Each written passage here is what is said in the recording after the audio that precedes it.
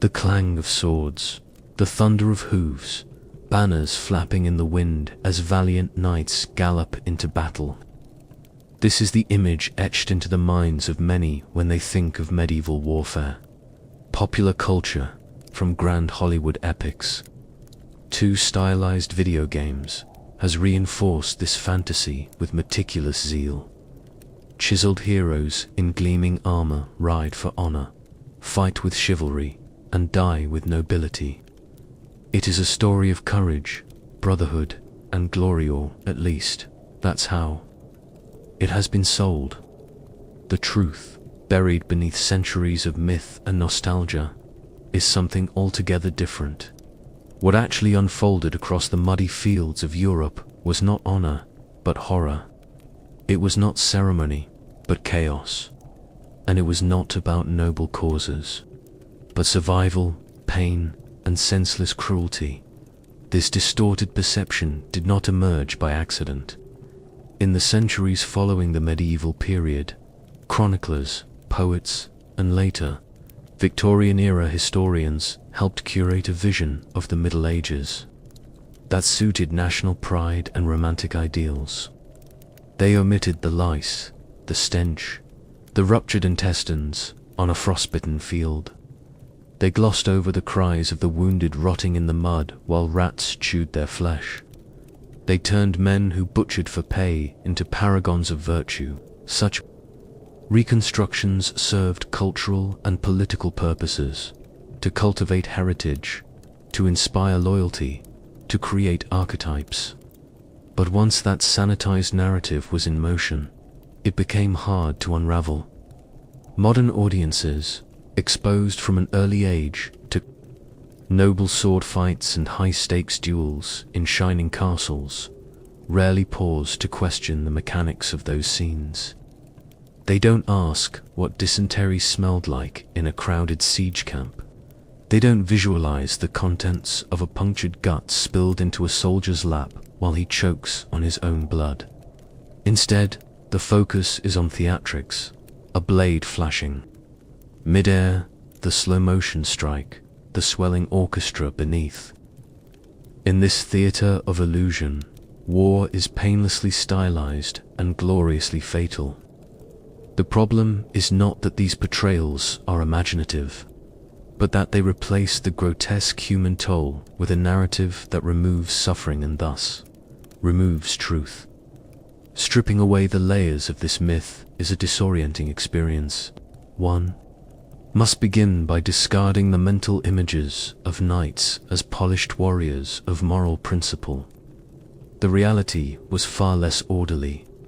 The average knight, despite his armor and training, was as subject to the anarchy of the battlefield as any conscripted foot soldier. Chivalry, a code idealized in later literature, had little place in the boiling panic of close-quarters melee. Few stopped to offer mercy to a downed enemy. In the frenzied crush of combat, distinctions blurred noblemen, mercenaries, peasants. With scythes all bled the same. Even the weapons themselves betray the illusion. Far from being tools of elegant precision, they were designed to maim in the most effective ways possible. Maces shattered bones through armor. Flails tore flesh, open with sickening speed. Swords hacked rather than sliced. Arrows didn't glide cleanly into hearts. They shattered ribs, mangled muscle, and lodged deep into joints where they could not be easily removed. Death was often not instantaneous. It was drawn out, humiliating, and loud. A man screaming as his intestines spilled into his hands is not an image carved into our collective psyche, but it should be, because it was common. The battlefield itself was no organized chessboard. Battles didn't unfold in tidy formations with noble commands and mutual respect. They collapsed into desperate clusters of men trying to kill each other before they themselves were killed. Smoke obscured visibility. The screams of the wounded made communication almost impossible. Blood mixed with mud. Horses, panicked and shrieking, trampled the fallen. The chaos was total. Strategy often died within the first few minutes. What remained was survival instinct and brute force. And then there was the smell of pungent assault on the senses. The battlefield stank of sweat, excrement, open bowels, and rotting wounds. Many soldiers defecated themselves out of terror before a charge. Some relieved themselves during the wounded, especially those with belly wounds often spilled more than just blood. Disease lingered in the air, drawn to the living and the dead alike. Flies clustered in thick clouds around the mutilated. There was no antiseptic, no understanding of bacteria. Wounds became breeding grounds. Gangrene crept in quickly. Even minor injuries could prove fatal. This was not the war of songs or legends. It was the raw reality faced by tens of thousands of men throughout Europe's long, grinding conflicts. From the 100 Years' War to countless feudal skirmishes, death came in filth, not glory. And for those who didn't die outright in combat, the aftermath could be worse. Consider the siege, not a clash of noble armies, but a slow-motion horror show. For the defenders, hunger set in early. Rats became food. Leather was boiled and chewed. Children starved while watching their mothers sob in silence. For the attackers, disease ran rampant in camps, overcrowded with soldiers, prostitutes, servants, and livestock. Sanitation was non-existent. Water was contaminated. Dysentery, typhoid, and plague often killed more than swords ever did. No amount of training or lineage protected against parasites or rot. And those sent to scale the walls, usually the lowest paid and least armored, were often slaughtered before even making contact. The psychological toll of this environment was immense. Soldiers were not impervious to trauma. While the concept of post-traumatic stress disorder had no name, its effects were real. Men returned home, altered, silent, erratic, sometimes violent. Monasteries recorded cases of knights who joined the clergy after visions of torment. Chroniclers wrote of veterans unable to sleep, plagued by screaming fits. Others turned to drink or brutality to cope. The idea that medieval people were somehow emotionally immune to the effects of repeated exposure to carnage is a fiction. They may not have had our vocabulary for suffering, but they lived it all the same. And the recruitment of soldiers, far from being a parade of volunteers, often fell upon the poorest. Feudal levies required peasants to fight whether they wished to or not. Many were given minimal training, inadequate weapons, and expected to serve under local lords whose competence varied wildly. These men didn't march for honor.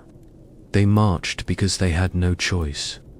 Once deployed, they were often treated as expendable. Nobles might ransom each other when captured, but a peasant's life held no such value. They were left behind, dying in ditches, faces half buried in dirt, unburied, unnamed. The glamorization of war also erases the sheer randomness of medieval death. A crossbow bolt from 50 yards could tear through a man's leg and leave him crippled. An infection from a splintered shield could kill days later. Missteps in the mud could leave men trampled. There was no fairness. There was no justice. One's survival often came down to luck, a misfire, a stronger shield arm, a better pair of boots. The myth of valorous death dissolves when the man beside you dies vomiting blood because he swallowed a bit of infected water before the fight.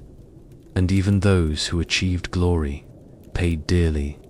A knight might win the day but leave the field, missing fingers, coughing up blood from a punctured lung, or limping forever from a smashed knee. The medals of survival were grotesque: scars, disfigurement, lifelong pain. Romance tells us these men lived on as legends, but many of them lived on as beggars, too wounded to work, too mentally broken to reintegrate into peaceful life. There were no pensions, no therapy. A battlefield promotion might bring land, but only if you had the connections to claim it. Most had none, yet the fantasy persists.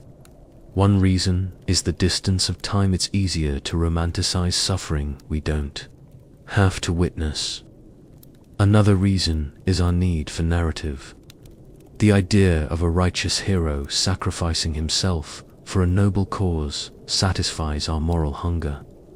It lets us frame horror as meaningful, but medieval warfare offered no such comfort. It was not a battleground of values, it was a slaughterhouse of circumstance. Towns were razed not for justice, but because a neighboring lord saw opportunity. Families were butchered not by invaders from afar, but by their own countrymen seeking loot. There was no moral compass, only greed, vengeance, and chaos. The longer one looks into the abyss of real medieval conflict, the more the illusions of pageantry fade. Battles were not stories, they were interruptions in the lives of men who wanted only to live a little longer, eat a little more, and go home. The knight in shining armor wasn't shining. His chainmail was rusted with sweat and old blood. His surcoat was torn. His face was bruised beneath his helmet, and often his soul was fractured beyond recognition in peeling back the myth. We are not robbing the past of dignity, we are restoring it, because true dignity lies not in fiction, but in confronting the reality of those who suffered and endured. The real courage was not in swinging a sword, but in surviving the aftermath, in walking back from the battlefield with one eye, a shattered arm, and the will to keep breathing, in burying fallen friends while flies bit at your cheeks and the stench turned your stomach, in continuing to live when everything around you was designed to make you die, and yet the machinery of myth keeps turning. It gives us films where bloodshed is clean, where pain is poetic, and where war teaches noble lessons. It gives us games where the player is always the hero. But nothing about medieval war made anyone a hero. It unmade them. It stripped them of illusions, of softness, of memory. What returned from those fields was often not a man but a shadow.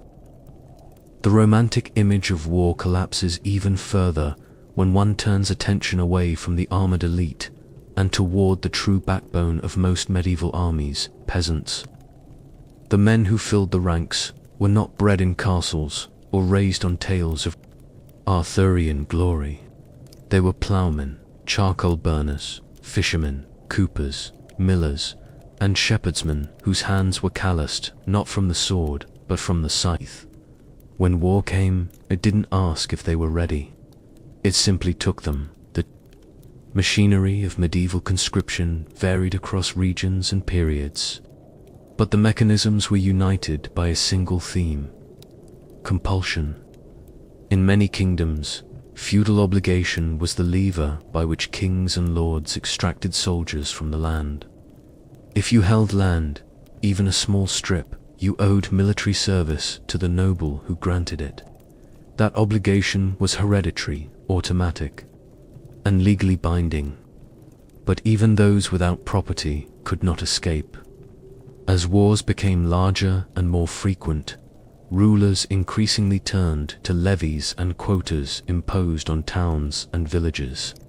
A community might be ordered to supply a certain number of able-bodied men. The burden fell hardest on the poorest. There was no negotiation. Refusal could mean punishment, imprisonment, or worse, especially when feudal power was absolute and distant voices carried no weight. Often, the method of choosing who would go was arbitrary or deeply unfair. A local reeve might pull names from a hat, or simply select those he disliked, or those without strong family ties. In some cases, communities tried to protect their best workers or fathers of large families by sending orphans or the elderly instead. These decisions were not born of cruelty but of desperations. Someone had to go, and there was no right answer. But whoever was chosen had no say. He would be uprooted from the only life he knew and thrown into a maelstrom of violence he didn't understand. Training was minimal, if it existed at all. A peasant might be handed a pike, a rusted axe, or a sharpened stick and given a few days if that of instruction from a local man at arms. Some were taught to form lines or hold ground. Others were simply told to run forward when the horn blew. There was no standardization, no drills, no real discipline, and there was certainly no armor. Most peasant soldiers fought in whatever clothing they wore to work. A padded tunic, if they were lucky. No helmet, no shield, no boots, in some cases. Against cavalry, they were meat. Against professional troops, they were fodder. And they knew it. Fear was a constant companion, not just fear of battle, but fear of punishment. Desertion was treated with brutal severity. A man who tried to flee before a battle could be hanged in front of his entire unit as a warning. Others had their ears or noses cut off. Some were tied to stakes and left to die slowly. These public acts of violence were intended to suppress any thought of escape, but they often had the opposite effect, pushing men deeper into terror and resentment. They did not fight out of loyalty, but because death seemed slightly more likely if they disobeyed. And yet, obedience was not rewarded. The promises made to peasant conscripts payment, food, protection were often broken. Soldiers went hungry as supplies ran out or were stolen by officers. They marched through frozen mud without cloaks, drank from polluted streams, slept in ditches. When battles ended, if they survived, they were sometimes not even paid. Lords might claim the treasury had been exhausted, or that the peasants' contribution was too minor to merit coin. Complaints were ignored. Lawsuits were impossible. They returned home empty-handed, if they returned at all. Many never did. And those who did return found their homes altered, their families diminished, their fields overgrown. A man might return to find his wife dead, his children sick, or his house collapsed. There were no support systems, no compensation, no welcome parades. War took everything and gave nothing in return. Worse still, the returning peasant was not regarded with awe or gratitude. He was often treated with suspicion. Some believed that soldiers brought disease with them, or demons, or curses. Others saw them as tainted by death, less human than before. The village might greet them with silence, or pity, or fear. Few were welcomed, fewer were understood, and the emotional damage was immense.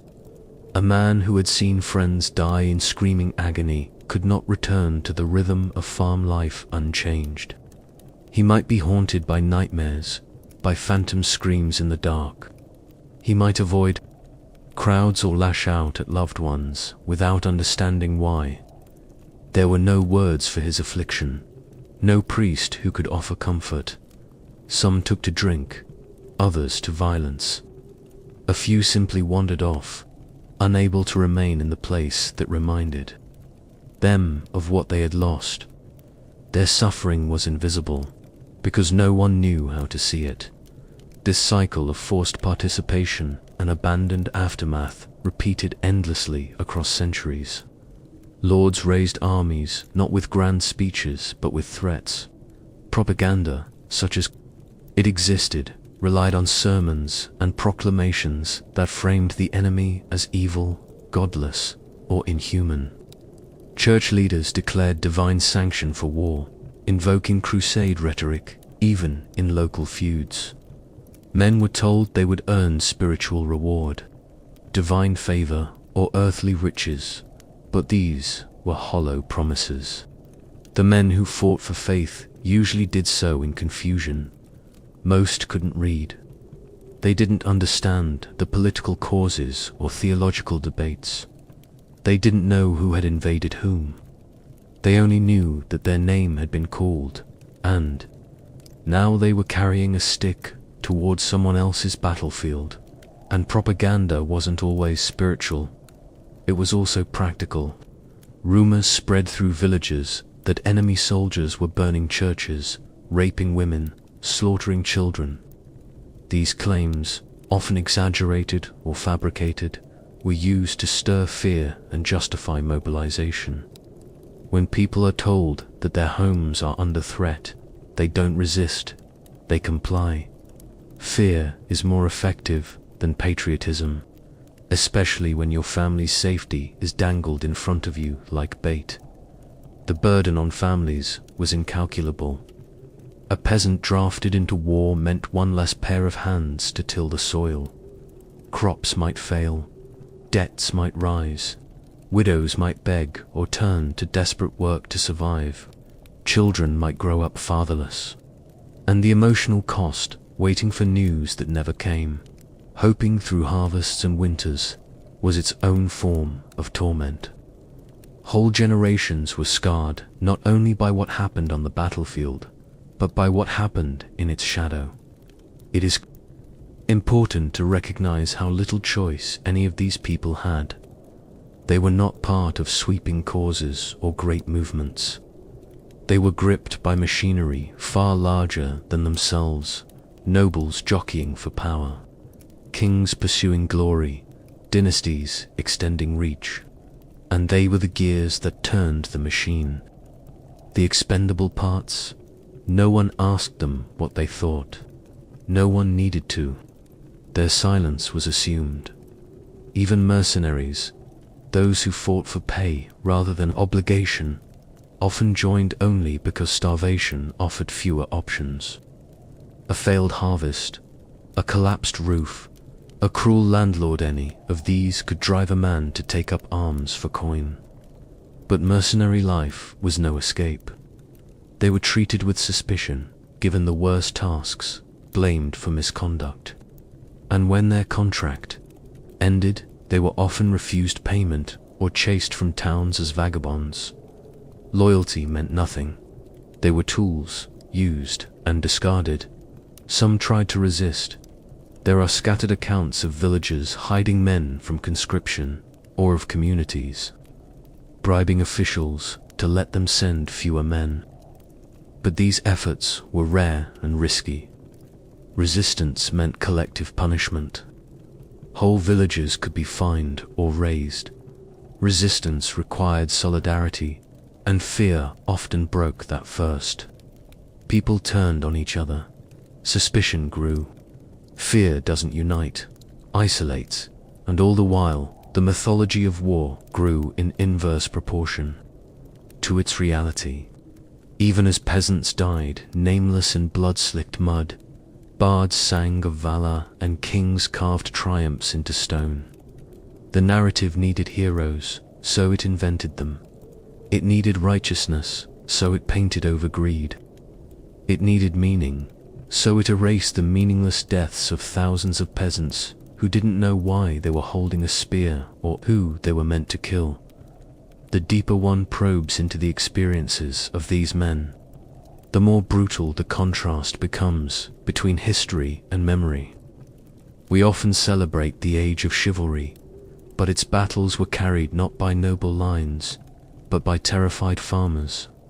We imagine organized ranks, but in truth, the battlefield was a melting pot of confusion, pain, and desperation, and in every generation, the same cycle played out again. A man pulled from his field, shoved into a war, and forgotten. That is the true face of medieval warfare. Not just steel and blood, but silence. The silence of men who were not asked, not prepared, not valued. The silence of families who waited for fathers that never returned. The silence of villagers that gave up sons without knowing what for. And the silence of history itself, which remembered the victors, but not the ones who carried their banners. Survival on the medieval battlefield was not the end of suffering, it was often the beginning of something far worse. If death came quickly, one might consider it a mercy, but wounds that failed to kill immediately usually sentenced a man to hours, days, even weeks of escalating agony. There was no relief, no morphine, no triage units. A man pierced through the thigh might scream himself hoarse as the wound festered. Another, with a shattered arm dangling from a socket, could lie for hours beneath a pile of bodies, conscious and afraid, unable to move, his cries growing thinner with each hour until silence claimed him. Pain did not recede, grew sharper, blacker, more feral. The wounded were not treated. They were endured.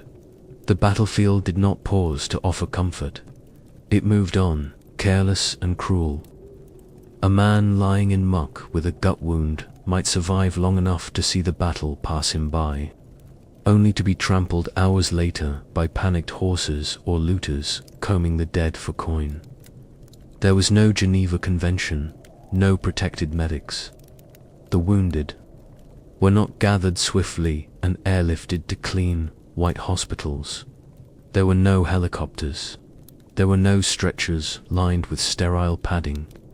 There were only carts, if they could be spared, or wooden planks dragged through rutted terrain.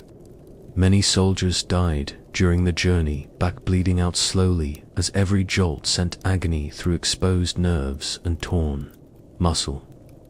And when they did reach what passed for a medical station, usually a tent, a barn, or a monastery storeroom, there was no sanctuary to be found. The so-called surgeons were often barbers, blacksmiths, or battlefield scavengers turned physicians by necessity, not training. They had blades, saws, cautery irons, and cloth. What they lacked was understanding. Germ theory did not exist. The concept of sterile tools was unknown. Instruments were reused without cleaning, hands went unwashed, and bandages were pressed into wounds straight from dirt floors. A knife might slice open one soldier's belly and then plunge into another's infected limb moments later. Disease did not need to wait long to enter. The most common remedy for a serious wound was amputation. If a limb was smashed, pierced, or rotted, it was cut off. Not with finesse, but with brute force. The saw was iron, heavy, and not particularly sharp. 2 or 3 men might hold the patient down while the surgeon hacked through flesh, then bone, as quickly as he could manage. The agony was indescribable. There was no anesthetic, only alcohol or, in rare cases, opium. Most had nothing. Some bit down on leather straps. Others screamed until they passed out or went silent in shock. Not everyone survived the amputation itself. Blood loss, shock, or cardiac failure could end it before the limb was even fully removed. But the true horror began after the cut. The stump would be cauterized, burned with a red-hot iron to stop the bleeding. The smell of searing human flesh mingled with the metallic temps of blood. Some victims writhed even through unconsciousness. Others shook uncontrollably, mouths open in silent, frozen screams. And once the flesh cooled, infection often set in anyway. Without antiseptics, without antibiotics, even the cleanest amputation could become fatal. Gangrene was common. Pus oozed from wounds. Flies nested in them. Maggots sometimes ate away the rot, and while this might accidentally save a life, it was a cruel mercy. Many were left to die in the corner, curled in pain, feverish and raving, calling out for mothers or gods who could not hear them. The lucky ones might have minor wounds, a deep cut, a gouged cheek, a cracked rib, but even these could kill. A dirty blade nicking a vein might seem insignificant, but once the wound became septic, death followed. The skin would redden and swell, the body would burn with fever, delirium would set in, followed by organ failure, and finally a slow, choking death. Medieval accounts speak of men screaming until their vocal cords tore, of mouths foaming, of bowels voided in the final throes. These were not heroic ends. They were grotesque, humiliating, and overwhelmingly common. And while the battlefield was the most dramatic stage for injury, the march itself claimed many lives in silence. Blisters became abscesses. Thorns pierced feet and festered. A pulled muscle might turn into a permanent limp if untreated. With no knowledge of proper dressing or rest, even the smallest injury could deteriorate. A man might cut his hand carving a cooking stick and die 2 weeks later in agony. No soldier trusted health to medicine because medicine barely existed. Instead, they trusted in luck or prayer or resigned themselves to fate. This grotesque reality stands in brutal contrast to the fantasies we often harbor about historical combat. When a knight is wounded in modern fiction, he grits his teeth, binds his arm with a strip of cloth, and rides on. The truth was less cinematic. Even those with access to the best possible care, wealthy knights or nobles, suffered horribly. While they might afford leeches, poultices, or imported herbs, these treatments were based more on superstition than science. Bloodletting, thought to balance the humors, could weaken a man to the point of death. Trepanation, the drilling of holes into the skull to release evil spirits or pressure, frequently killed the patient. Even bathing a wound was dangerous, as most water was polluted. The body became its own battlefield, and more often than not, it lost. Today, even a non-lethal gunshot wound in a modern military setting is met with an astonishing cascade of support. Medics arrive within minutes, apply pressure, clean the wound, and inject painkillers. Within an hour, the wounded soldier is in a sterile surgical theater with trained professionals, advanced imaging tools, and an entire support infrastructure focused solely on saving his life. His chances of survival are high. His pain is managed. If he loses a limb, he receives rehabilitation, prosthetics, counseling, and a lifetime of medical follow-up. None of this existed in the medieval world. There were no medevac helicopters, no combat field hospitals, no triage systems, no antibiotics, no disinfectant, no way to monitor internal bleeding, no understanding of nerve damage or circulatory shock. A man shot with an arrow might not even know how bad the wound was until he fainted from blood loss days later. A man kicked by a horse might die of a broken spleen, and no one would ever understand why. Diagnosis was guesswork, treatment was crude, and outcomes were determined less by intervention and more by blind luck. Even the psychological dimension of injury was left untended. Today, wounded veterans receive therapy, group support, and medical documentation of their trauma. In the medieval period, a wounded soldier returned home not as a hero, but as a burden. He might limp, drool, or speak incoherently from head trauma. His wounds might frighten his children or make it impossible to earn a living. There were no pensions, no war, hospitals, no care homes. Disfigurement was often met with shame or pity. Some withdrew from society. Others were left to beg. The scars they bore, inside and out, marked them not as honored survivors, but as reminders of a violence few wanted to see. This silence surrounding the wounded is perhaps the most telling aspect of medieval war. Chronicles spoke at length about battles, victories, and heroic deaths, but rarely about those who lingered, half alive, after the fighting ended. Wounded soldiers were inconvenient. They consumed food without producing labor. They disturbed the fantasy of noble combat, and so they were forgotten. They crawled into history's margins, their suffering undocumented and unacknowledged. There were exceptions. A few saints and monastic communities attempted to care for the injured, building early hospitals, though even these were more focused on spiritual salvation than medical recovery. A monk might feed a wounded man and pray for his soul, but had little to offer in terms of true healing, and space was limited. During major wars, monasteries overflowed. Many were turned away to die outside the walls.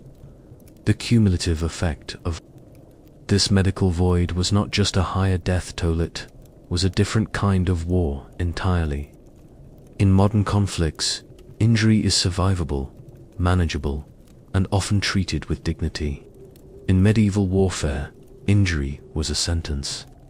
A man knew that even if he escaped the sword, the wound might still claim him. That knowledge shaped every action, every fear.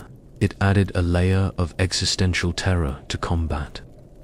Death came not just in the clash, but in the days and nights that followed, as infection crept inward like a thief. And it's this terror, this unique brand of suffering, that most modern audiences cannot fully grasp.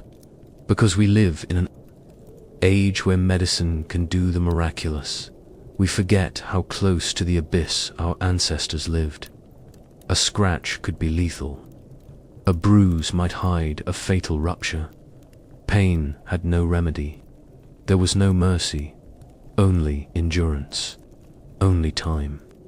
And for many, that time was measured not in days, but in groans, fevers, and the slow unraveling of the body.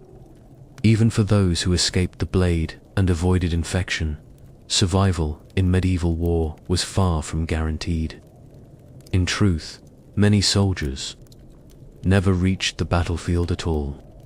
They perished long before combat began, not from wounds or arrows, but from the sheer misery of movement.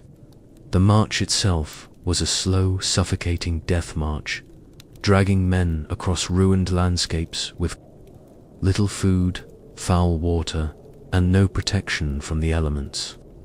Misery clung to the ranks like a second skin. Disease didn't wait for war to start, traveled with them. Armies moved slowly, constrained by mud-choked roads, broken wagons, and the frailty of human endurance. Men marched on foot for miles each day, burdened by crude gear and the weight of dread their boots if they had them wore through quickly. Some tied cloth around their feet to keep out stones and cold. Blisters festered into ulcers, feet bled, knees swelled, backs buckled beneath the weight of half-rotten supplies. There were no medics stationed along the path, no field doctors waiting to relieve the injured. If a man fell behind, he was left behind. And even when the army halted, there was no reprieve. Encampments were not orderly or sanitary. They were sprawling cesspits of humanity, livestock, and rot. Men relieved themselves wherever they could behind tents, in shallow pits, sometimes. In the same rivers they drank from. Human waste soaked the soil. Water sources became cesspools. Dysentery erupted almost as soon as camp was established. Soldiers vomited and bled from both ends, collapsing in their own filth, too weak to move. Latrines were often absent or ignored. Flies swarmed over feces and then into food. Food, when available, was a horror all its own. Salted meat turned rancid, In the heat, bread molded within days. Barrels of grain were eaten through by weevils. Cheese curdled into paste. And when supplies ran out, as they often did, soldiers foraged or stole, resorting to grass, bark, or rats. Horses were butchered. Dogs were eaten. There were accounts of men boiling leather or chewing on belts to keep their stomachs quiet. Hunger twisted men into creatures of desperation. Morale disintegrated long before the enemy arrived. Water was even worse. Streams near encampments quickly became contaminated. A dead animal upstream could turn a drinking source into a source of plague. Rain filled pits and trenches, forming stagnant ponds where mosquitoes bred and corpses floated. Men drank because they had to, knowing each gulp might bring sickness. The taste of rot lingered on the tongue. Diarrhea struck in waves. Weakness spread faster than command. Entire units collapsed from dehydration within shouting distance of rivers they couldn't drink from. And then there were the lice. Infestation was universal. Lice crawled beneath tunics, nested in armpits, groins, hair. They spread from man to man like wildfire. Itching was constant. Scratching broke skin. Open wounds became infected. The lice carried disease, especially typhus, which spread easily in close quarters. There was no soap, no losing. Clothing was rarely removed and almost never washed. Bodies were coated in filth. Layers of sweat, grease, and dried blood created a living crust on the skin. No one smelled clean. Every soldier reeked. Rats followed. Armies like shadows. At night, they crept through tents and packs, chewing into sacks of grain, sleeping bags, even wounded men. Some gnawed at fingers or toes. The rats multiplied with terrifying speed, feeding on waste and the dead. No trap could stop them. They were immune to fear. Soldiers awoke to find rat droppings on their faces, their food already half-eaten. Rats spread disease even faster than lice. Fleas from rats introduced waves of plague. Infection raced through. Armies not in the chaos of battle, but in the quiet of sleep. Dead bodies were a constant presence. Some men died in their sleep from fever or infection. Others collapsed during the march and were simply left behind. Still more perished from exhaustion, cold, or starvation. The dead were rarely buried. There was neither time nor strength. Bodies lay exposed to the sun, bloated and discolored. Dogs tore at their flesh. Birds pecked out their eyes. The smell became unbearable. Soldiers slept beside corpses. They ate beside corpses. They defecated beside corpses. Rot was a permanent companion.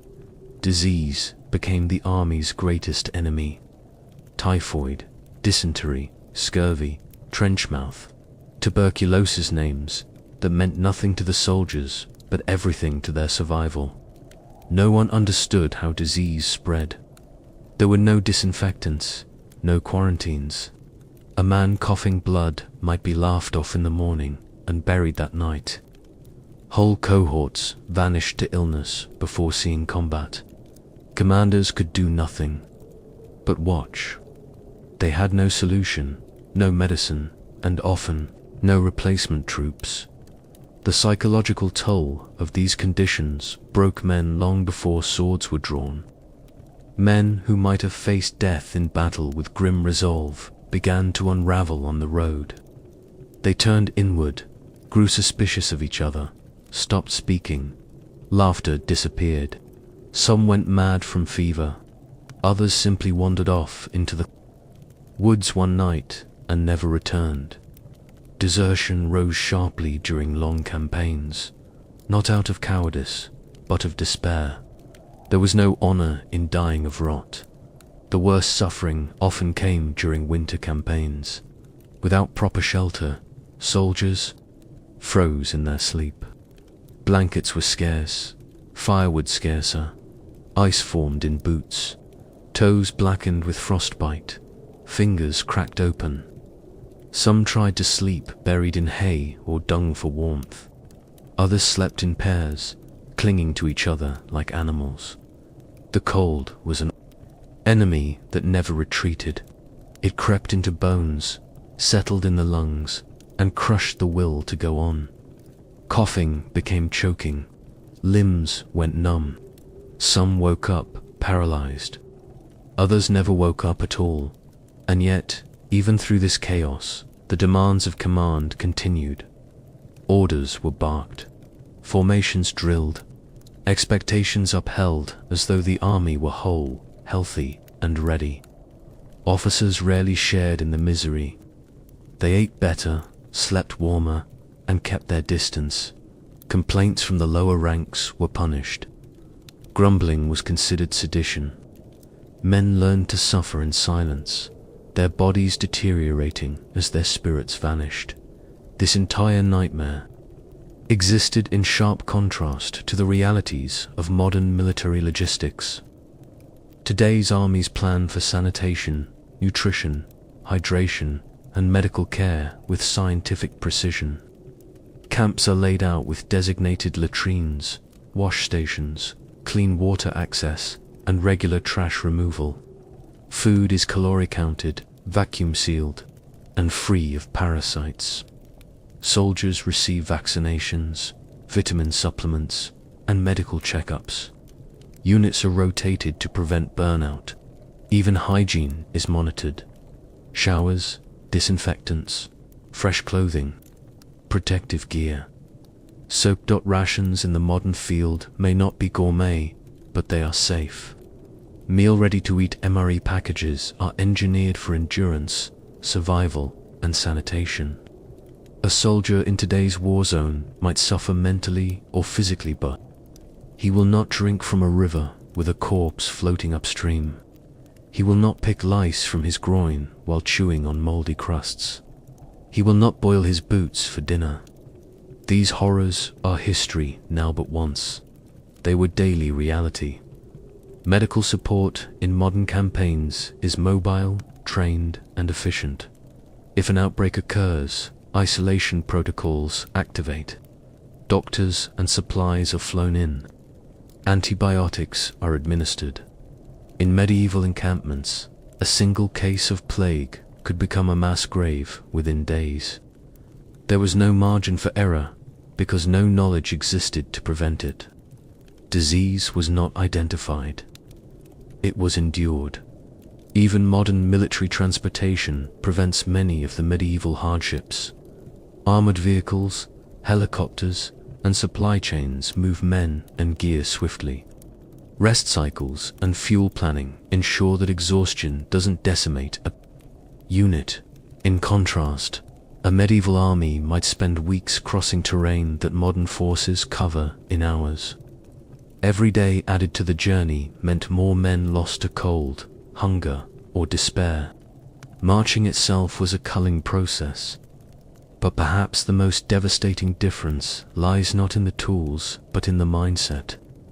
Modern military doctrine acknowledges that morale, nutrition, and sanitation are as vital to victory as firepower. In medieval campaigns, these elements were afterthoughts. Men were tools to be used and discarded. If half the army died en route, so be it.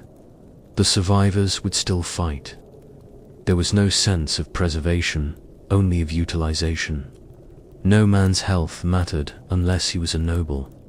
Even then, preservation was more about ransom potential than compassion. This disregard for the living became internalized. Soldiers did not expect to survive. They did not hope for comfort. They marched forward because retreat was punished and death was certain either way. They existed in a grey world between life and death, waiting to see which would come first, an arrow or a fever. And it was this. Knowledge that war killed you before you ever drew your sword, that hollowed out the soul of the medieval soldier. The suffering of the road was impersonal, unheroic, and unrecorded.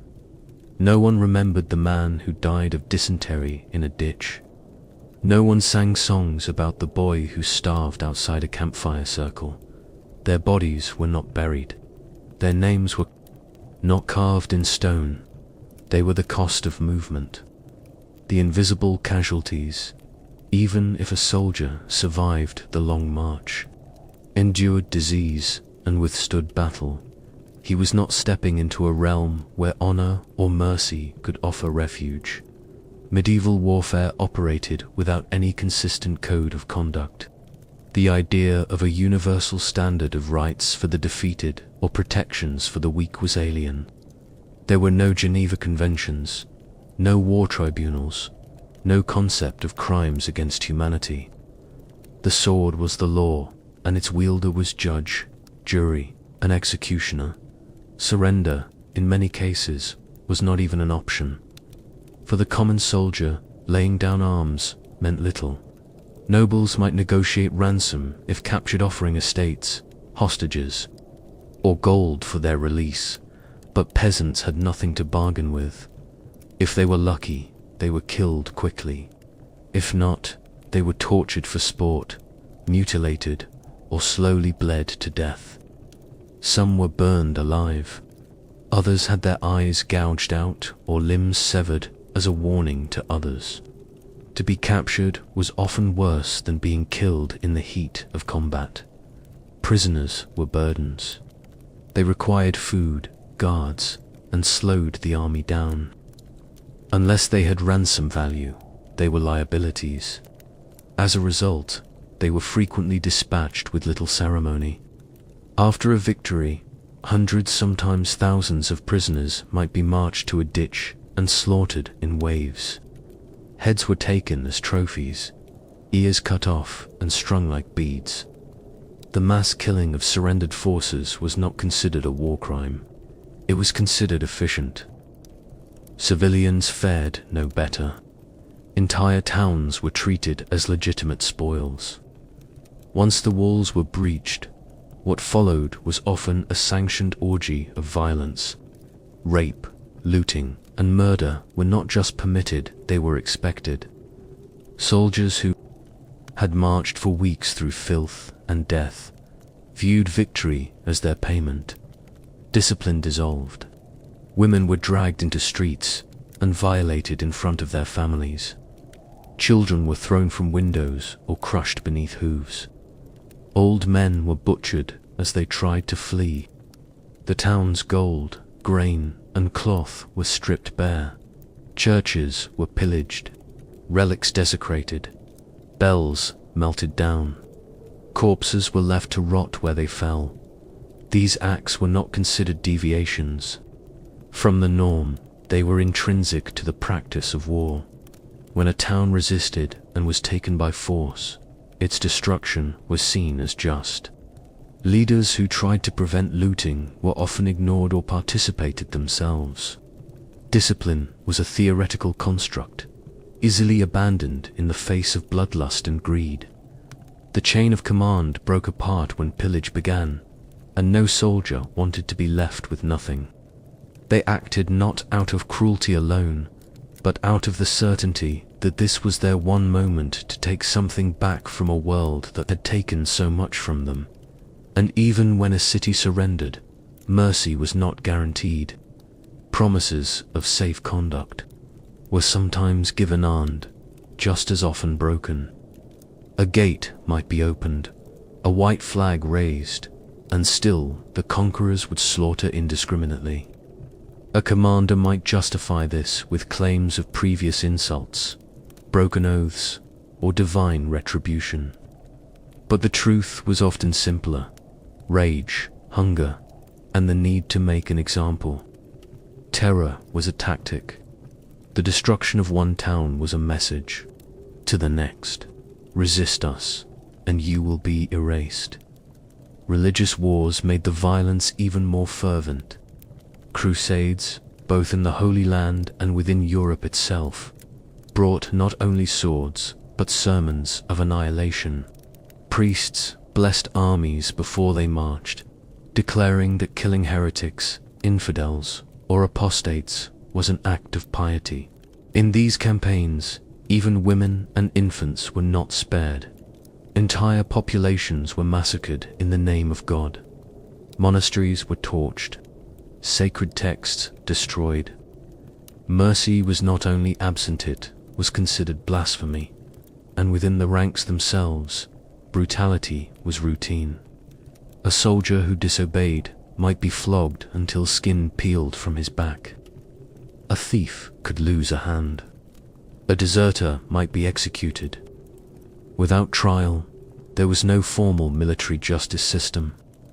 Punishment was arbitrary, often administered by superior officers on impulse.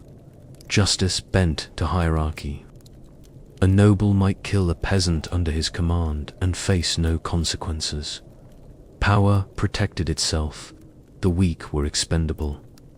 This vacuum of rules extended to how war was waged on the land itself. Armies lived off what they could take. They looted farms, stole livestock, and burned what they couldn't carry. Scorched earth was not strategy, it was necessity. Fields were trampled underfoot, orchards cut down for firewood, mills destroyed to cripple the enemy's economy. Starvation was a weapon. Civilians often died not from the sword, but from the absence of food and shelter after the army had passed through. Women were especially vulnerable. Rape was not isolated, nor was it punished. In many cases, it was part of a soldier's unspoken compensation. Captured women were taken as slaves, concubines, or simply discarded after the fact. Nobles sometimes issued half-hearted orders to prevent mass rape, but these were rarely enforced. The suffering of women was invisible in the official records, but it echoed in folk songs, oral histories, and silent trauma passed down through generations. The absence of law meant that cruelty became culture. Executions were performed in public, not only to punish, but to entertain. Soldiers mocked their victims, paraded severed heads, carved symbols into flesh. At times, mutilation was used to send messages, ears nailed to doors, hands delivered to enemy castles. Horror was communicative. It was a language every village understood. Modern armies, for all their faults, operate under the scrutiny of international law, rules of engagement, codes of conduct. Military courts all exist to restrain violence, at least in theory. Violations can be tried, condemned, and punished. Soldiers are trained with an awareness of civilian protections, the importance of proportionality, and the consequences of war crimes. These rules are not always upheld, but their existence draws a line in the sand, one that didn't exist in the medieval world. Back then, the only restraint was what an individual commander chose to impose, and more often than not, restraint was abandoned in favor of vengeance, profit, or fear. The entire architecture of medieval war was built on the premise that might made right. If you had the power to destroy, you did. If you had the chance to pillage, you took it. There was no audit, no tribunal, no after-action review. When the dust settled, only the survivors remained, and they answered to no one. This lack of accountability had profound consequences. It shaped the psychology of everyone involved. Soldiers were not just hardened, they were brutalized. Repeated exposure to unchecked violence deformed them. They grew callous, suspicious, easily provoked, and when they returned home, they often brought that violence with them. Spouses were beaten. Villages lived in fear. Former soldiers, stripped of war's structure but still full of war's rage, drifted into crime, banditry, or mercenary work. The brutality of the field infected the society that had sent them. For the nobility, the consequences were different. Victory elevated them, defeat disgraced them, but rarely were they held to account for the atrocities committed under their banners. A massacre might be acknowledged, even celebrated, as long as it served the political aim. The devastation of a region could be rebranded as a necessary conquest. When crimes were too egregious to ignore, blame was passed to lower officers or anonymous troops. The elite remained untouchable. Even diplomacy failed to temper the cruelty.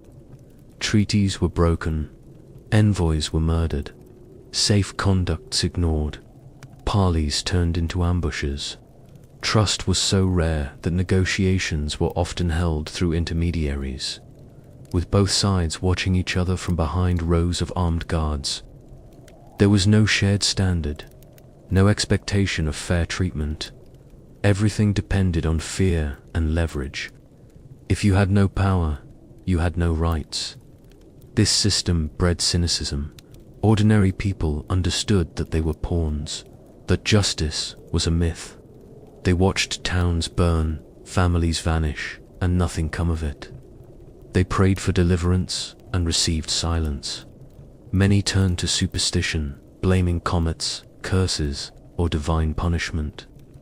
Others grew hard, insular, suspicious of strangers. In regions frequently ravaged by war, entire generations grew up without any sense of normalcy. For them, cruelty was the air they breathed, and yet, despite this relentless violence, history still tried to find poetry in war. Chronicles written by monks spoke of divine victories and righteous causes. Ballads turned butchers into heroes. Myths sanitized the blood. The raped woman became a symbol, the burned town a footnote, the slain prisoner a necessary casualty. The true texture of war, the screams, the fires, the despair, was replaced with banners and trumpets. It was easier to remember war as glorious than to face what it truly was: organized savagery. But the bodies remembered, the scorched homes remembered, the haunted eyes of the survivors remembered, and the land itself remembered. Plowed fields turned to graveyards, orchards never regrown, stone walls forever blackened with soot. This was the legacy of medieval war: not honor, not glory, but absence. Absence of justice, absence of mercy, absence of anything that resembled humanity. What set medieval war apart from modern warfare wasn't just its chaos or lack of law. It was the deeply personal nature of its violence. Killing in the Middle Ages was not done at a distance. There were no rifles, no drones, no precision-guided munitions. Death came from inches away, delivered by a hand gripping something heavy, sharp, or jagged. One man stood in front of another and swung with all his strength, hoping that the blow would land first and hardest. It wasn't clean, it wasn't quick. It was intimate, grotesque, and often slow. The weapons of the time were designed not for speed, but for pain and destruction. The mace, for example, was built to shatter. Unlike a sword, which cut cleanly through flesh, the mace crushed armor, ribs, and skulls with blunt force. It was often a metal head fixed to a wooden shaft, flanged, to increase the impact on bone. When swung with force, it didn't simply break, it pulped. Archaeological remains have shown soldiers with skulls caved inward like bowls, the bone fragments driven into the brain, eyes ruptured from the pressure. These were not instant kills. Some victims may have staggered, semi-conscious, their brains bleeding internally before collapsing in spasms. The flail was even more unpredictable. Its chain-linked spiked head could whip around shields or helmets, striking from unexpected angles. In the chaos of melee combat, it could just as easily maim a friend as an enemy. But when it found its mark, the damage was catastrophic.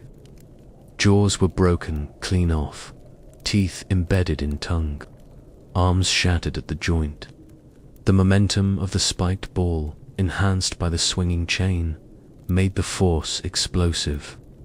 Many battlefield skeletons show compound fractures, bones snapped in multiple places, often with splinters piercing surrounding tissue.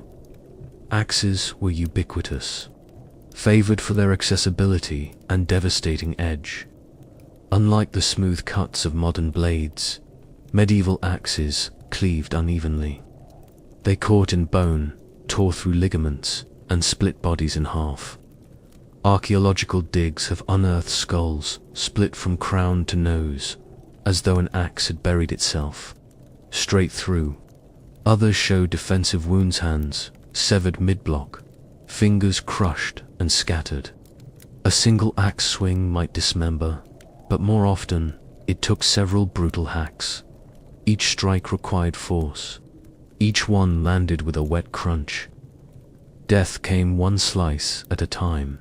Swords, the symbol of the knightly ideal, were more surgical, but no less horrific. They punctured lungs, opened bellies, slashed tendons. A trained swordsman aimed for weak spots, under the arm, at the neck, behind the knee. When the strike hit bone, the blade often stopped mid-cut, requiring brute strength to wrench it free. Sword wounds were deep and ragged. They bled profusely.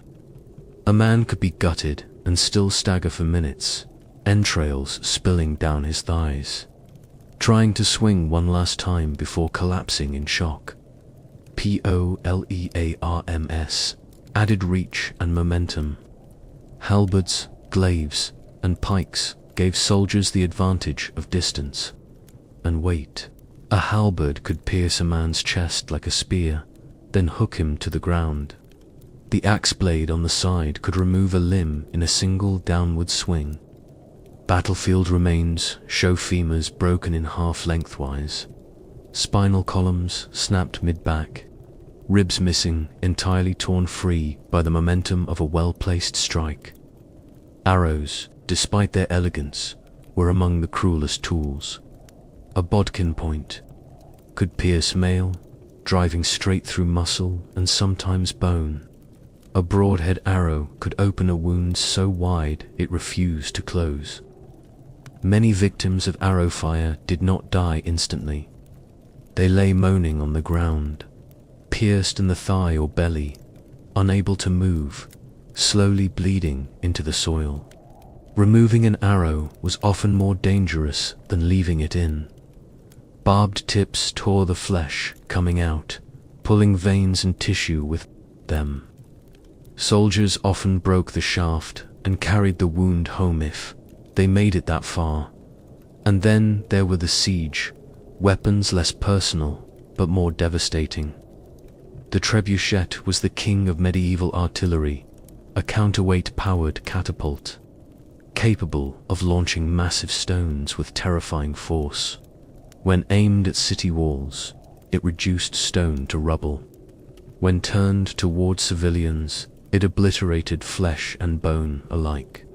Some commanders loaded trebuchets, not with rocks, but with rotting animal carcasses, flaming tar, or plague-infected corpses.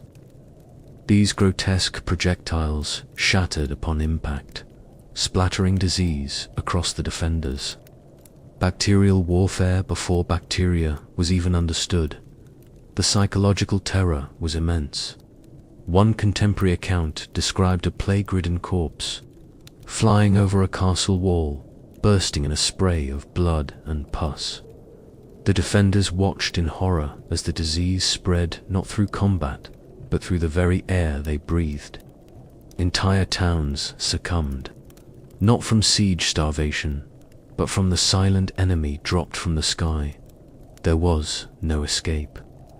Disease did the killing long after the trebuchets fell silent.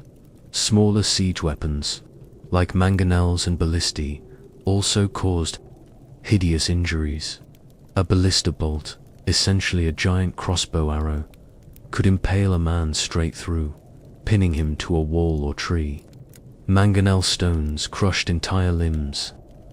One chronicle tells of a soldier struck mid-torso by a hurled boulder, his body allegedly folded backward over itself, spine shattered in half.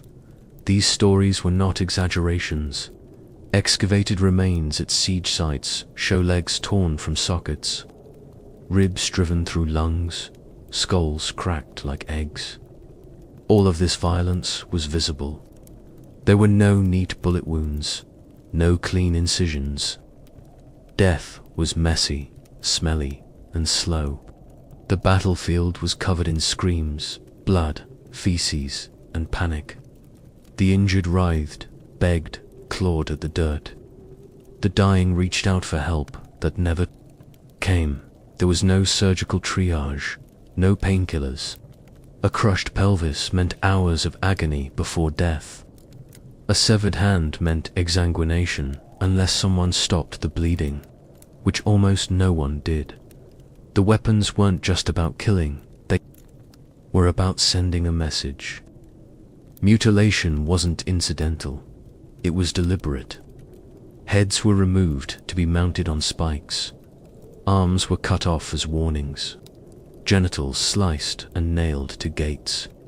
Battlefield finds often show decapitations not from clean execution but from multiple axe blows, the vertebrae shattered in jagged shards. There was no swift dispatch.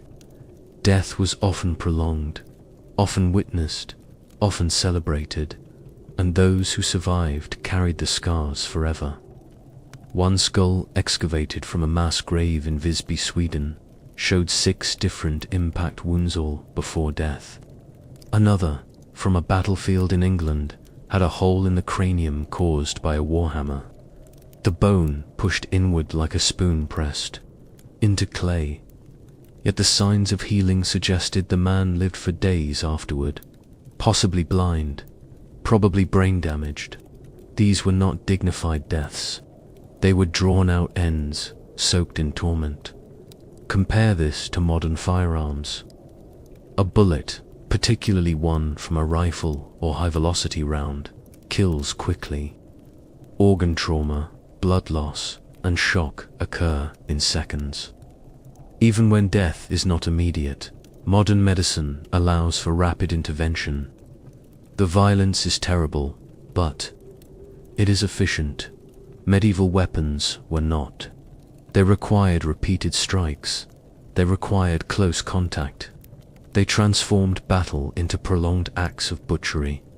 The psychological toll of delivering such death cannot be understated. Soldiers were not sniping from a distance.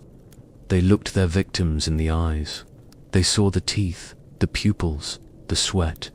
They heard the breath leave the body. Killing was not abstract. It was physical labor.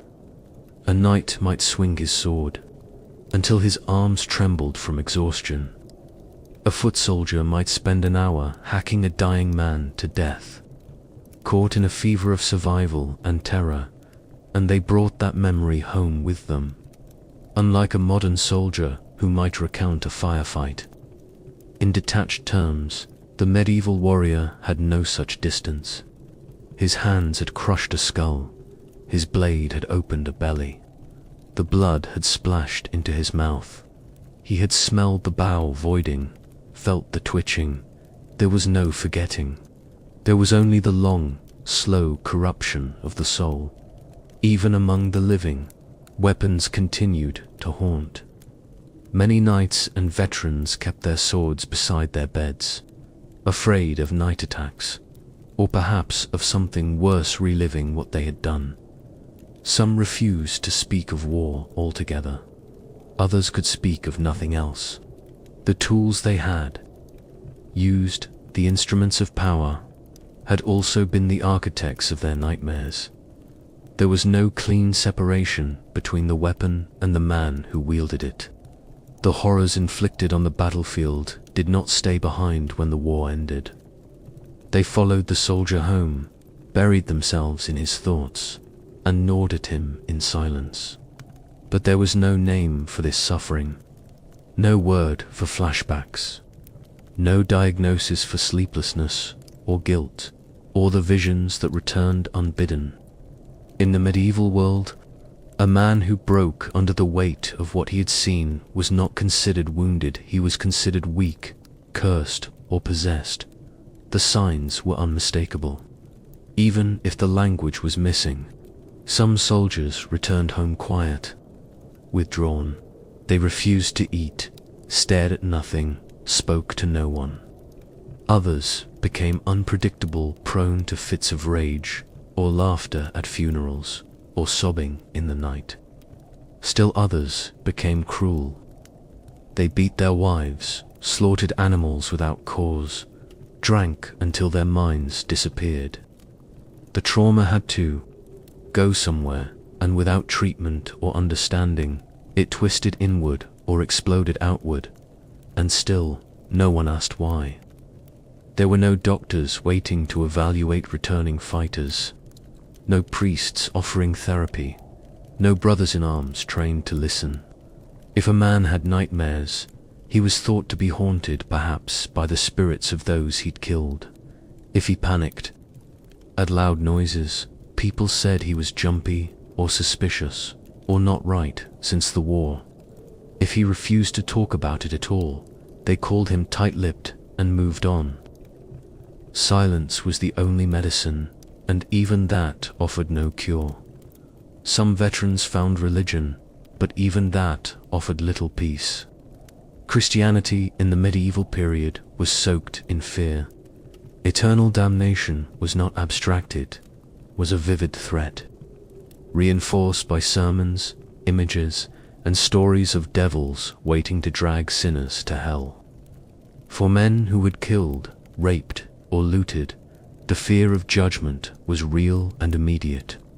Confession could offer absolution, but even then, many doubted they had truly been forgiven. After all, how could a man who burned a village or ran his sword through a child ever be clean again? Others went the opposite direction. They stopped fearing God entirely. Having seen hell on earth, they no longer cared for heaven or rules. These men became bandits, mercenaries, or killers for hire. War had unmade them. It had broken the moral frame by which they'd once understood the world. When they returned home, they found no structure, no comfort, and no way to reintegrate. So they continued to fight, not because they believed in a cause, but because it was the only world they understood. This pattern repeated across regions and generations. Wherever war erupted, the men who fought it returned as shadows of themselves. Some found work in fields, others in castles, but the echoes never stopped. Dreams turned into screams. Simple chores became unbearable. Some could not sleep without a weapon beside them. Others could not bear to be touched. One might tremble at the sight of fire. Another might fly into a rage at the sound of metal striking. Metal. These were not isolated cases, they were endemic.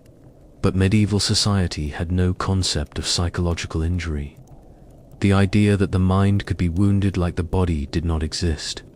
Madness was attributed to sin, possession, or divine punishment. Those who broke entirely were sometimes chained in cellars, or dumped at monasteries, or turned loose to wander the roads. They became beggars, outcasts, or beasts to be feared.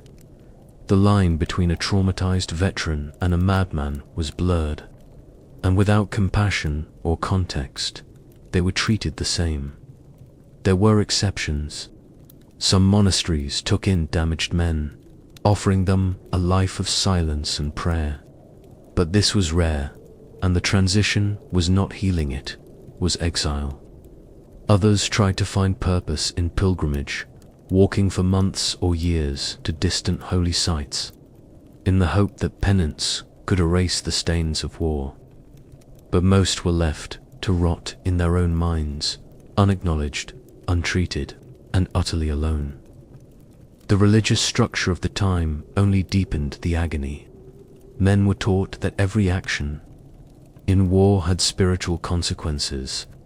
Killing outside of justice might damn the soul. Refusing to kill when commanded might be seen as cowardice or heresy. The contradictions created impossible tensions. Soldiers walked the battlefield not just fearing death, but fearing eternal punishment. Every scream, every wound inflicted, echoed in their conscience. If they killed a man who begged for his life, would they burn for it? If they raped, even though everyone else did, would God remember their face on Judgment Day? Some clung to relics or charms, hoping they might shield the soul from damnation. Others offered donations to churches, built chapels, or sponsored masses for the dead. But underneath these gestures was a desperate bargaining and effort to buy back innocence that had been stripped away. The church offered forgiveness, but not peace. The nightmares still came. The blood was still on their hands. Compared to today's world, where psychological trauma is recognized, documented, and, however, imperfectly treated, the medieval experience seems even more brutal. Modern soldiers, upon returning from war, have access to mental health services, counseling, group therapy, medications, and long-term rehabilitation. PTSD is acknowledged as a legitimate, devastating condition. The stigma still exists, but there is a framework. There is vocabulary. There is hope. In contrast, the medieval soldier was abandoned. He was expected to recover on his own or not at all. The very idea of weakness was despised. Men were to be hard, unflinching, unbreakable. A soldier who wept was a disgrace. A knight who confessed nightmares might be accused of cowardice. Shame silenced them, and so they swallowed their horror until it came out as violence, or madness, or quiet death. This silence passed down through generations. Sons of soldiers often bore the cost of their father's war. The cruelty, distance, or volatility that came home from the battlefield poisoned the household. Some families lived in fear of the returning hero. Others lost him altogether, not to death, but to a slow erasure of personality. He was alive, but not present, breathing, but unreachable. The mind, like the body, has limits. It can only contain so much terror before something breaks. And in the medieval world, terror was constant, not only from battle, but from the preparation, the march, the aftermath, from the memory of screams, the stench of burning flesh, the faces of the dying, from the sounds that echoed long after the fight steel on bone hooves, trampling ribs, a friend gasping for breath and begging to be killed. These were not things that faded. They stayed. In some cases, entire units experienced collective trauma. After particularly brutal campaigns, groups of returning soldiers developed reputations for savagery, drunkenness, or instability.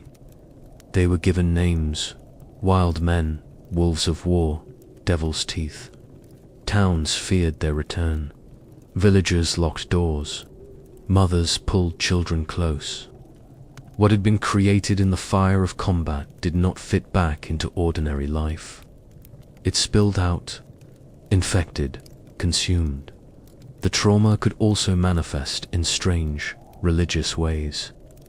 Some men began seeing visions of hellfire, demons, saints, or endless battles.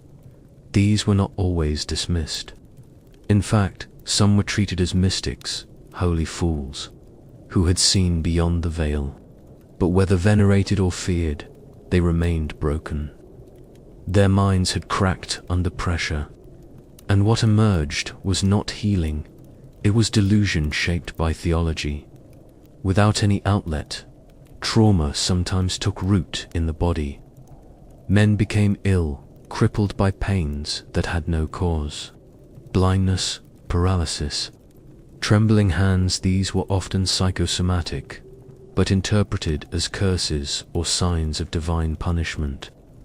Medical understanding did not exist to explain them. No one spoke of stress or trauma. There was only suffering and the conviction that one must endure it. In rare cases, a veteran found peace. Perhaps he married, farmed, and slowly buried the past. But even then, something lingered. He might wake in the night shouting.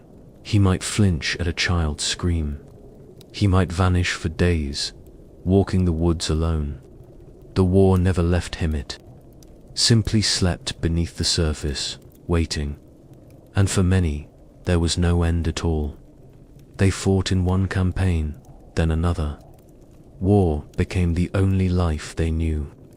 They joined mercenary bands, wandered across borders, hired themselves to lords or tyrants. They became blades for rent. Their humanity was consumed, piece by piece, until they resembled the very monsters the church warned against. Not because they were born evil, but because they had been broken, shaped, and abandoned. This was the true cost of medieval war. Not only the dead on the field, but the living who returned hollowed out. Not only the cities burned, but the souls scorched. There were no monuments for them, no scrolls listing their names, no balm for their minds. Their suffering dissolved into history, unspoken and unmarked. Just another ghost walking behind the plow. Survival in the medieval battlefield did not mean salvation.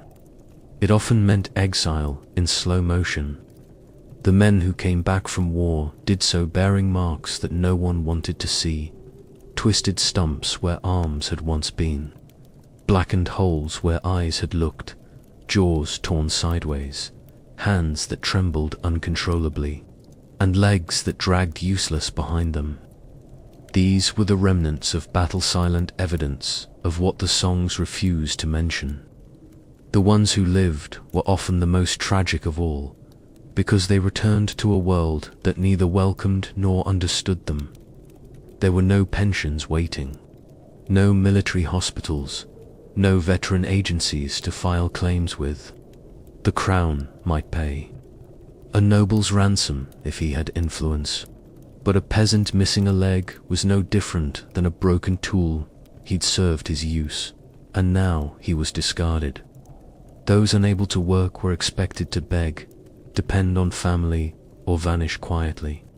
Most were treated as burdens, mouths that could not plow, hands that could no longer grip a hoe, backs that bent not from toil, but from pain in cities. They lined the cathedral steps, some with blood-crusted bandages, others leaning on sticks, carved from firewood, their faces wrapped in cloth to hide the horror beneath. Few people looked them in the eye. Fewer still offered coin. To give was to acknowledge, and to acknowledge was to invite the uncomfortable truth. This is what we do to our own when the fighting ends. There were countless such men, and while most of their names have been erased, their scars survived in scattered chronicles, in coroner's notes, in the margins of tax rolls where a name was marked unfit, disabled, or simply struck through. Some limped back to find their homes occupied, their wives remarried, their children calling another man father. They had been gone too long. Too much had changed. There was no place for them anymore. One such man, known only through fragments, was a Welsh archer who returned from the Battle of Crecy missing an arm. Whether it was taken by sword or sepsis remains unclear, but what's recorded is this: he was found years later, drunk and raving, shouting about French ghosts and weeping. For the bow he could no longer draw. Locals avoided him. Children threw stones. He slept in the hollow of a fallen tree until winter took him. His body was discovered half-eaten by dogs.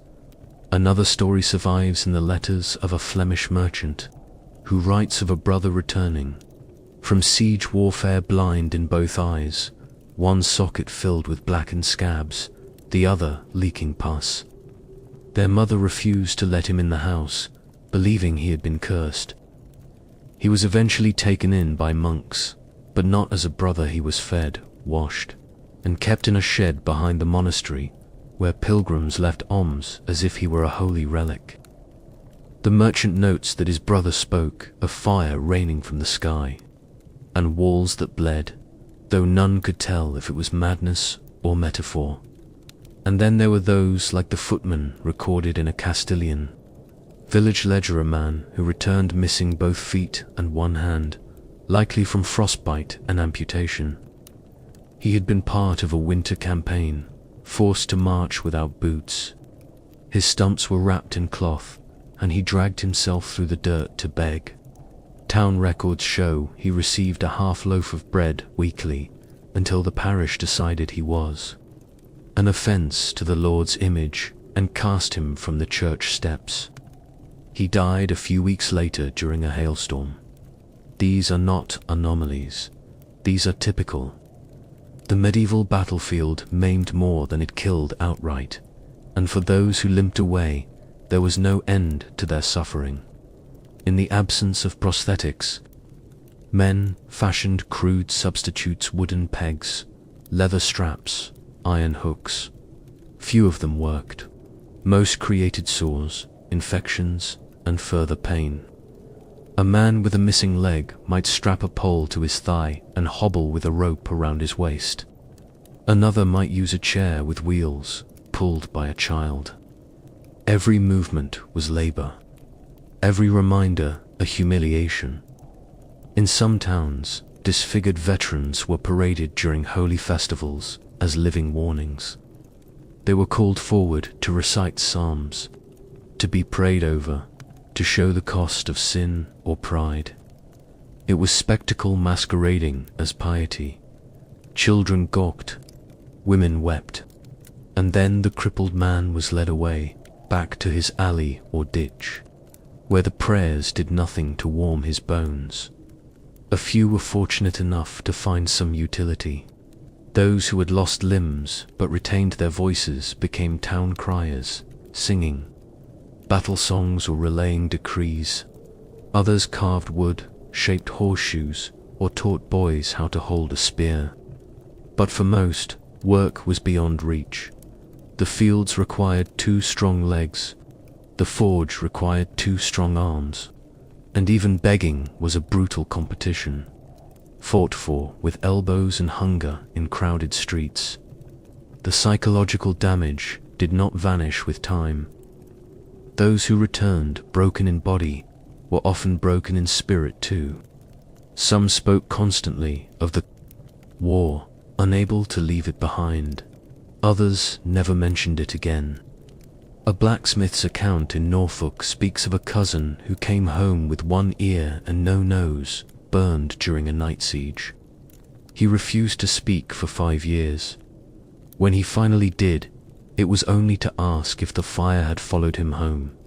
The family built him a small shack behind the stable. He lived there, muttering to himself, carving symbols into wood.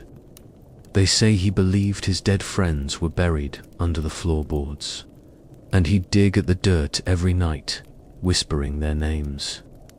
Eventually, he walked into the forest and never returned. In the absence of care, many simply disappeared. They became wandering ghosts, lost among the beggars, criminals, and vagrants. Some joined outlaw bands, robbing travelers, not out of greed, but out of starvation and rage. Others were absorbed into roving mercenary companies, called back to war not because they were healed, but because war was the only place that would take them. These bands often became indistinguishable from bandits, razing villagers and extorting tolls. Their names survive in curses and burned-out ruins. The church offered fleeting refuge. Some veterans took vows, becoming lay brothers or hermits. They scraped moss from stones, mended walls, tended sick animals. It was labor that required no conversation, no explanation. But even within monastery walls, the scars followed. One monk's diary mentions a brother Thomas who cried out during thunderstorms, shouting the names of men long dead. He was gentle, the monk wrote, but filled with great fire behind the eyes. What little care existed came from families. They were still there, if they could afford to help, if they hadn't already given too much. A son returning without legs meant another mouth to feed, another body to carry. Sometimes he was welcomed with sorrow and pride, sometimes with resentment. There are recorded instances of maimed men being locked in sheds or chained to trees, not out of malice, but out of desperation. Their presence meant hunger for the rest. In rural areas, rumors grew around such men that they were cursed or touched by spirits, that they brought death with them. Some were said to have glowing eyes or to speak in tongues. These were not always superstitions, they were ways of making sense of a world that offered no explanation. When a man came back, changed, beyond recognition, people invented stories to fit the transformation. Better to believe he had been marked by demons than to face the truth. War had consumed him, and nothing could give him back. The contrast to modern treatment is staggering. Today, even the worst wounded can receive prosthetics crafted from titanium, and carbon fiber undergoes skin grafts, nerve reconstruction, trauma therapy, and social reintegration. Organizations exist solely to support veterans. They are honored, rehabilitated, monitored. In many places, they are granted housing, stipends, therapy, animals, and mental health professionals trained in combat-related disorders. But the medieval world knew nothing of such things. It only knew how to break and how to bury the wounded. Were reminders of what everyone wanted to forget. And so they were pushed to the edges of towns, the margins of records, the corners of memory. Their stories were not sung, their suffering was not counted. And yet they lingered in the shadows, in the doorways, in the ragged lines of pilgrims. Proof that even survival was a kind of death. But it wasn't only the men who marched home broken. Often there was no home to return to. The village, the fields, the very soil had suffered its own kind of disfigurement. War did not stay between. Armies it spilled into every valley, every barn, every thatched rooftop. The idea that combat was reserved for soldiers was a myth crafted long after the fact. In the medieval world, the line between warrior and civilian dissolved the moment steel entered the horizon. When armies moved, they consumed. A host of several thousand needed wagons of food, horses for transport, and fuel to keep the fires burning. They did not carry what they needed, they took it. Villages in their path were stripped bare. Chickens, goats, salted meat, sacks of grain all seized without ceremony. If resistance was met, it was punished. A simple farmer defending his last cow might be run through on the spot. His wife could be dragged into the hayloft and raped while the children watched. The soldiers would call it discipline. The villagers would call it damnation. Burning was common. It was quicker than occupation and ensured no one else could benefit from the land. Sometimes fires were set to punish those who resisted. Other times it was out of boredom or rage or a commander's whim. A traveller's journal from 1359 recounts passing through an entire stretch of countryside in Aquitaine where not a single roof remained intact. Smoke drifted for days. The corpses of pigs lay bloated in the wells. Children were found with their mouths filled with dirt, as if they'd tried to eat the land itself before dying. Women bore the brunt of it.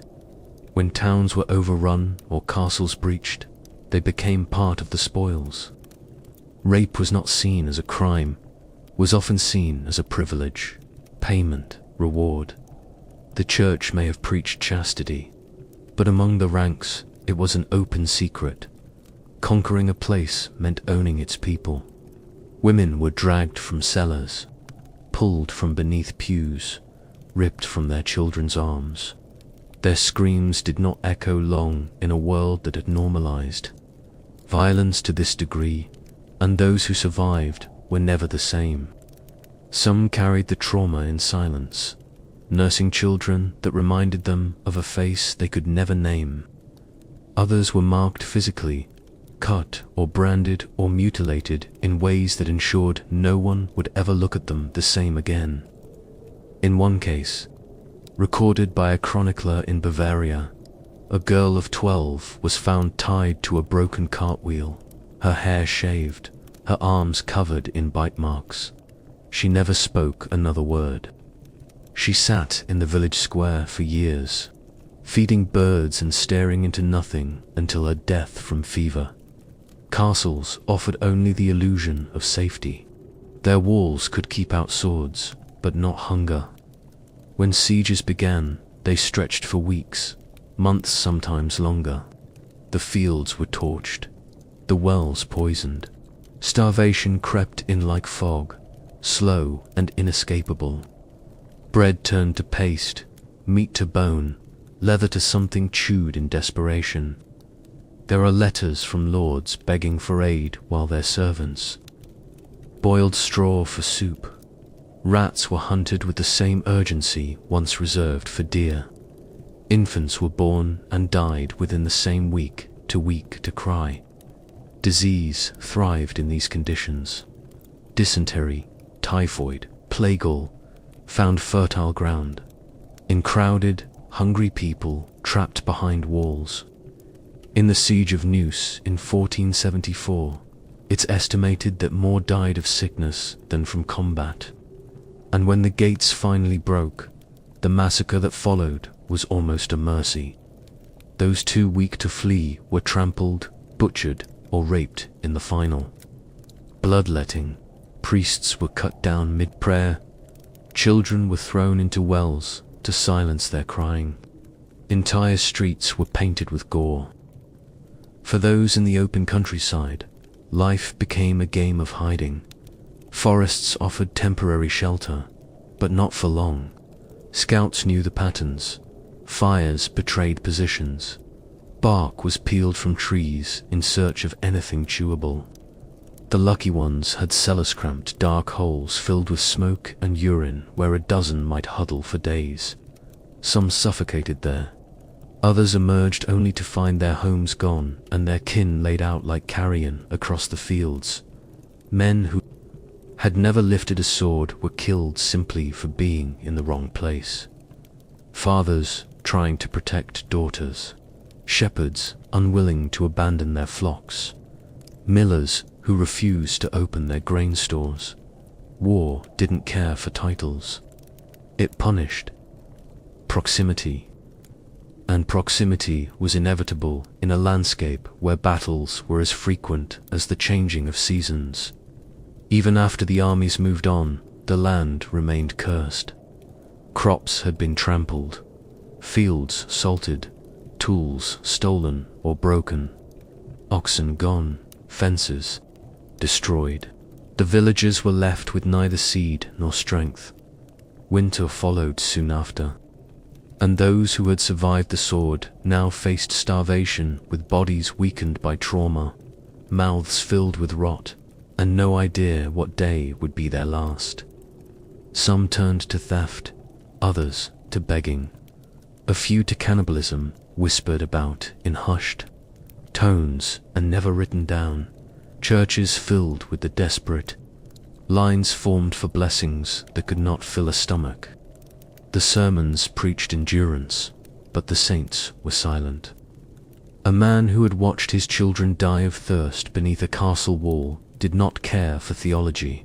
He wanted water. A woman whose Sister had been raped in the nave did not want a relic. She wanted justice, or vengeance, or something more than incense and silence. The emotional scars went deeper than the hunger. Communities began to unravel. Trust broke down. Neighbors accused each other of hoarding, of hiding food, of collaboration. Children learned to lie before they learned to speak. Husbands no longer looked wives in the eye. The old stories of honor, of loyalty, of Christian brotherhood began to ring hollow. All that remained was survival, and even that was no longer guaranteed. And yet life went on. Somehow, some rebuilt, some married again, bore new children, replanted fields blackened by fire, but the air was different. The wells ran deeper. Songs became sadder. The laughter of a child could break a man's heart, because everyone remembered Evan if they didn't speak of it. The war had passed through like a firestorm, and though the land would bloom again, nothing would grow the same. War became something more than an event. It became the weather, predictable, unstoppable, and always overhead. A mother in Gascony, writing to her cousin in 1421, described it not as a thing that arrived, but a thing that lived in the earth.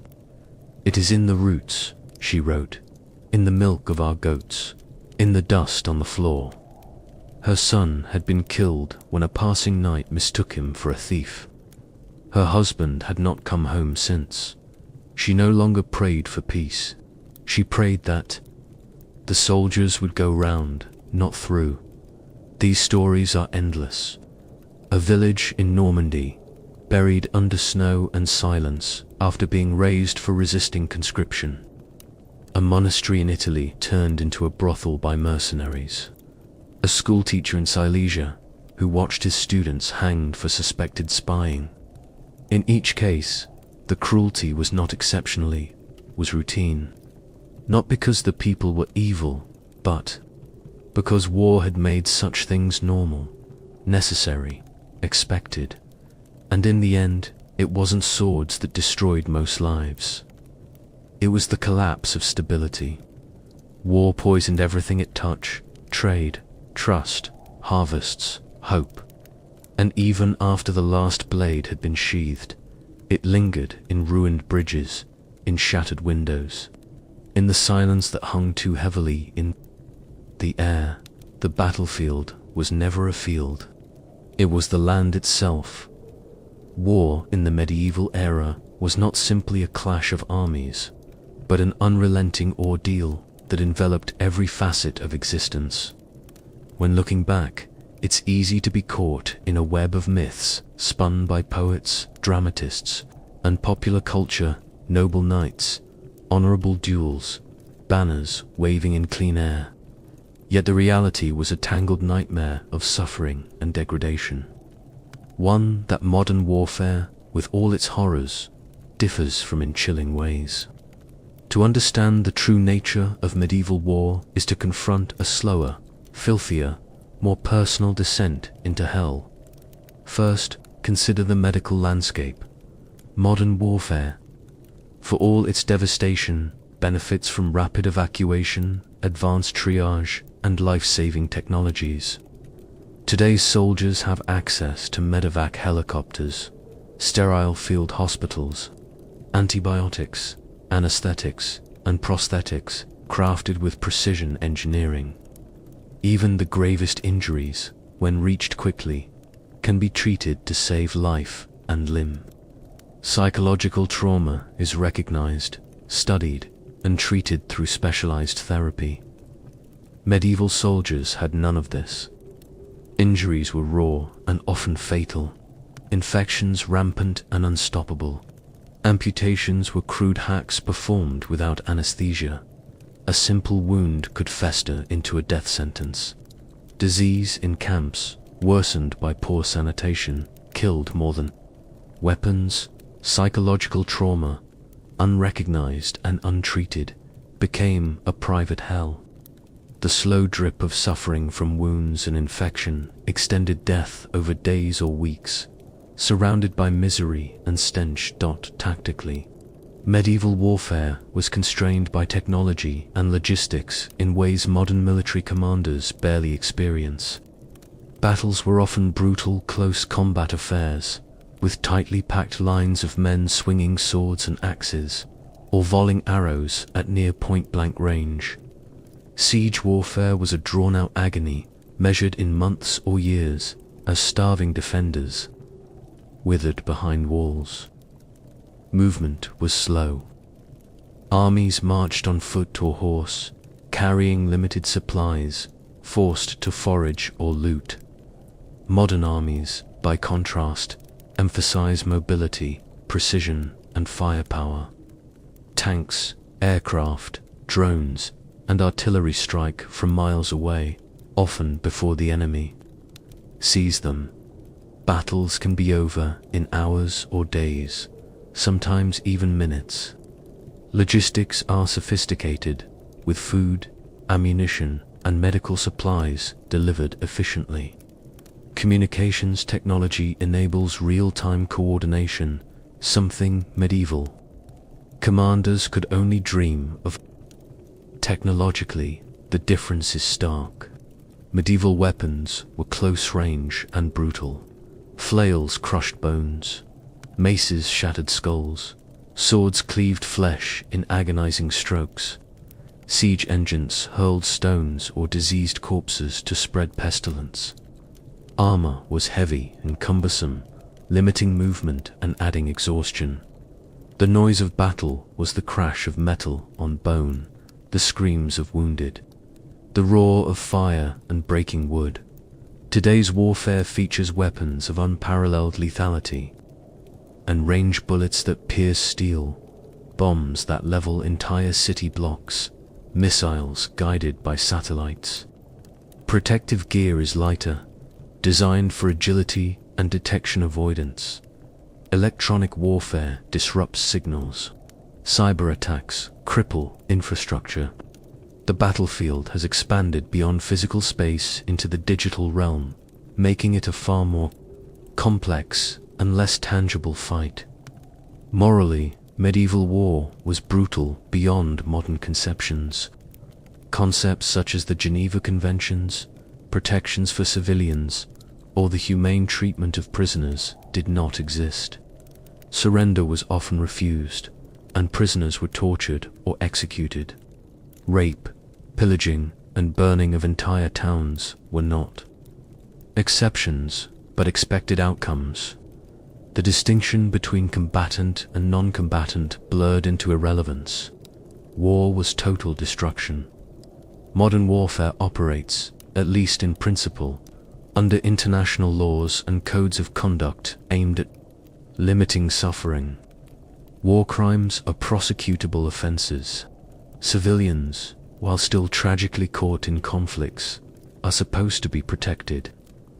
The idea of collateral damage exists as a grudging acknowledgement of the impossibility of perfect separation between combatants and innocents, but it is not embraced as policy.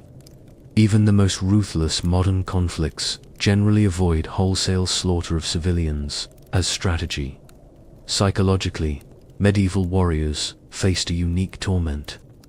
The trauma of constant personal violence, the sight and smell of shattered bodies, the fear of gruesome wounds without hope of aid, the spiritual torment of guilt and fear of damnation created conditions that crushed minds slowly and relentlessly. Warriors became numb or mad, and society had no language or framework to understand or help them.